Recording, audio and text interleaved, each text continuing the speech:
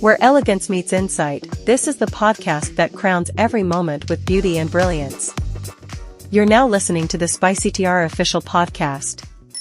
Welcome to the deep dive. Today, we're going to be looking at, some really powerful themes like resilience, chasing your dreams. And leading by example, too. Exactly. And we're drawing inspiration from recent insights from the world of pageantry, actually. Yeah, we've got some interesting clips and quotes from YouTube. We're looking at Ahtisa Manalo, who is Miss Universe Philippines 2025. Right.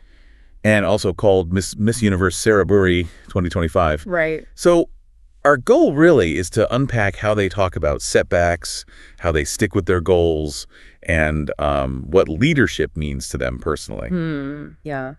It's fascinating to see how they articulate these big ideas through their own experiences. Okay, so let's start with Ahtisa Manalo.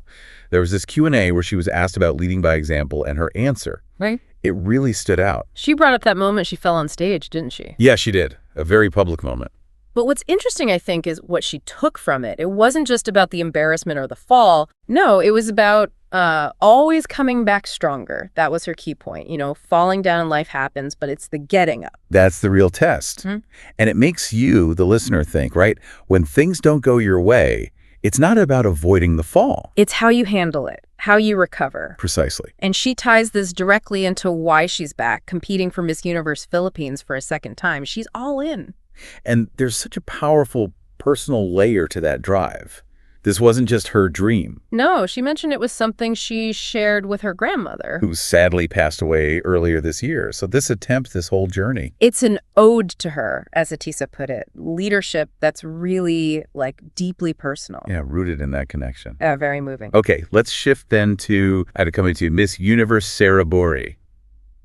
Her speech, I think it's called? Yes, her personal address. Very powerful. It was just packed with this message of perseverance. Her core line, which translates roughly to, don't stop believing in yourself.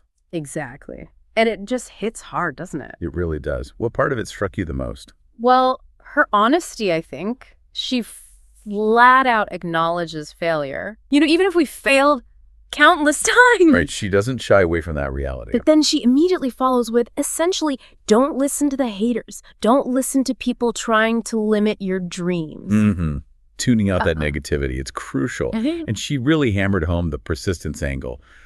You don't give up, you will never fall. It's like the only true failure is quitting. Yeah, keep walking towards your dreams. Don't give up. That was the vibe. And she makes it so relatable for anyone listening. She literally says, if anyone is discouraged, look at Veena standing here.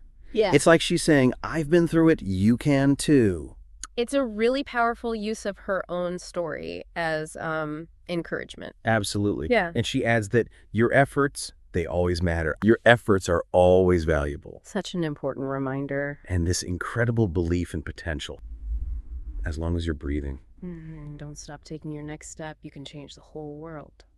Wow, that's quite a statement. It really is. Belief in huge impact. Okay, so then later in the Q&A part, Right. She was asked about this being her last time competing for Miss Universe Thailand. And her perspective on the future, win or lose, was, really mature. Yeah, what was her take on what happens next? She basically said, look, I believe that if I do everything with my best intention and I put my work hard on it, I can achieve anything that I want. So faith in her effort and intention. Right. But crucially, she added that even if she doesn't win this, she's just going to keep helping and inspiring people anyway. Ah, that's key. Her view on the crown and sash was interesting too, wasn't it? Oh, yeah. She said they shine the brightest when you use this for others. That really flips the script, doesn't it? From personal achievement to service and impact. Totally. It's not about the title for its own sake.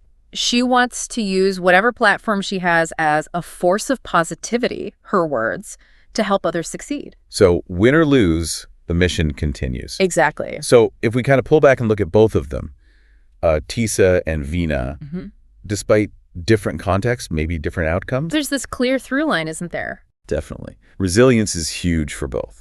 Bouncing back from setbacks, whether it's a fall on stage or, previous attempts. And that unwavering belief in their goals, that personal dream, that drive. And crucially, this desire to use their own journey, their struggles and successes to uplift others, leading by example, but also through inspiration. Yeah.